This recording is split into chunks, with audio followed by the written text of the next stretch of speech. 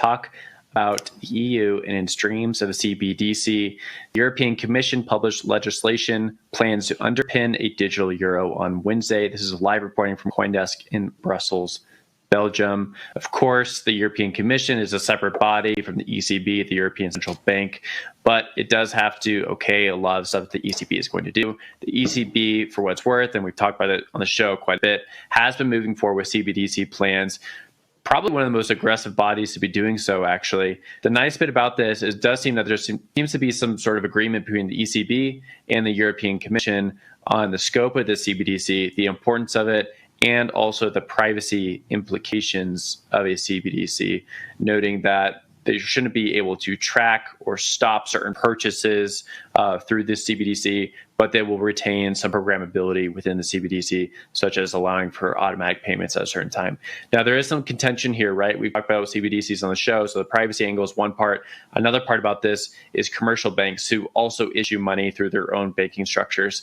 And with a CBDC, you might see a way where the European Central Bank or other central banks are able to cut out the middlemen, here being the commercial banks. So it might have some more friction in the future, but for now, it looks like these government bodies are quite on board with making more CBDC news. Jen, I'll throw it over to you. Yeah, I'm kind of jumping on Zach's train now. It's nice to see the conversation moving forward. I don't think we can avoid a CBDC, but I think that these are all points. Yeah, Zach, raise that roof.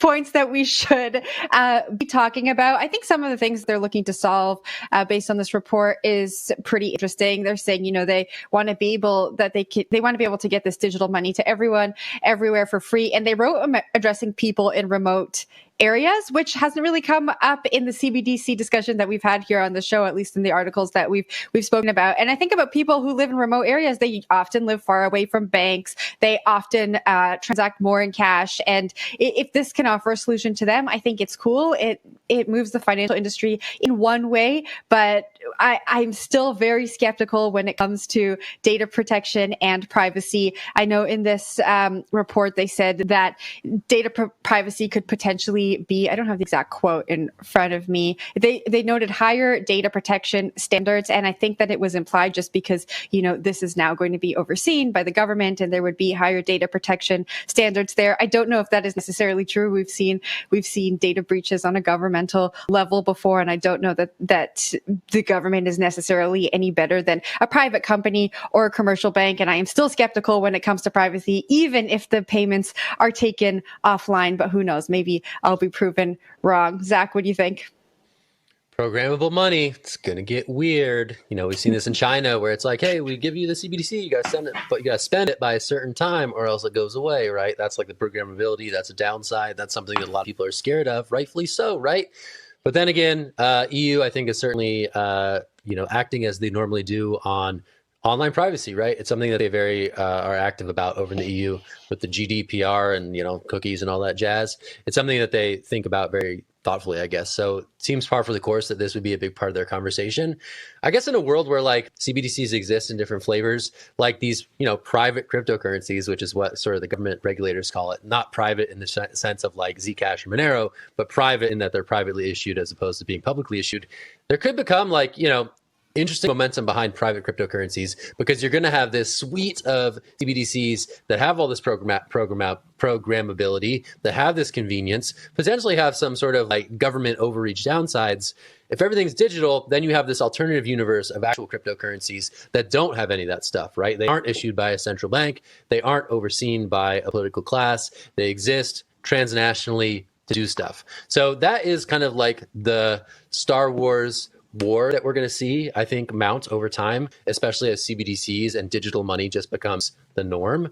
I think it's going to be people choosing which path of digital money they actually like. Do they want something that has the ease, convenience, and government backing? Or do they want something that isn't at all controlled by the government and can't be snooped on, controlled, or otherwise manipulated to make sure that national economies are operating smoothly? And I think that's really going to be an interesting point in time because right now, maybe the use case for a lot of cryptocurrencies isn't really all the way there yet. But in that context where the CBDC is the other alternative for digital money, certainly decentralized cryptocurrencies become a bit more attractive. So that's, I think, the big picture. We sort of always allude to this big picture, but it is worth expressing that's what things seem to be heading toward. So I'll toss it to Will. I mean, he could like do like a Bitcoin fixes this like rallying cry right now, and that would be sweet. But yeah, curious for his thoughts. Oh yeah. No, I did think about Bitcoin during this because the article mentioned cash, right? And the CBDC stuff always brings up cash. Are we going to have cash in the future? Is cash going to be outlawed? What is the government thinking about cash once we go fully digital? And to the point in this article, they do talk about it, say like, hey, we don't want to be anti-cash, but we're going to have a CBDC, like, got to get used to that. And they do want to have some elements of cash baked into the CBDC. And that's pretty great, right? Like the fact that you can have basically Apple Pay, but it's really just digital cash on your phone. It's highly convenient. To Zach's point, you can pay your taxes with it really simply. That's nice. But the privacy concerns are always there. And so I think like Bitcoin and some alternative currencies like Zcash, Monero will also exist. The question for those things is, will all the CBDC stuff as it's coming out also be brought along with other regulations that basically make holding these coins illegal or transacting these other coins illegal, these privacy coins, right? That's always been a huge concern for a lot of these people. And that's why they've tried to disseminate and move Bitcoin or move other cryptos into other people's hands, the privacy coins nonetheless. We'll see if that really happens. The thing with privacy coins is no one cares about it. No one cares about privacy until you have to care about it. And I think that could be a reason that they just don't really click with anyone.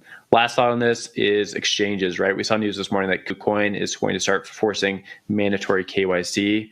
We're going to see more of this. It's like everything's kind of moving slowly in the same direction. This road to boring is more like a very slow avalanche down the street and picking up all these things along with it. So you're going to have like exchanges do KYC, CBDCs coming out with maybe some privacy tech, privacy coins getting booted. I don't know. It's all kind of nefarious and sad, but you guys are cheering along for it. So I don't know. I'm kind of sad. Automated taxes. Taxes, man.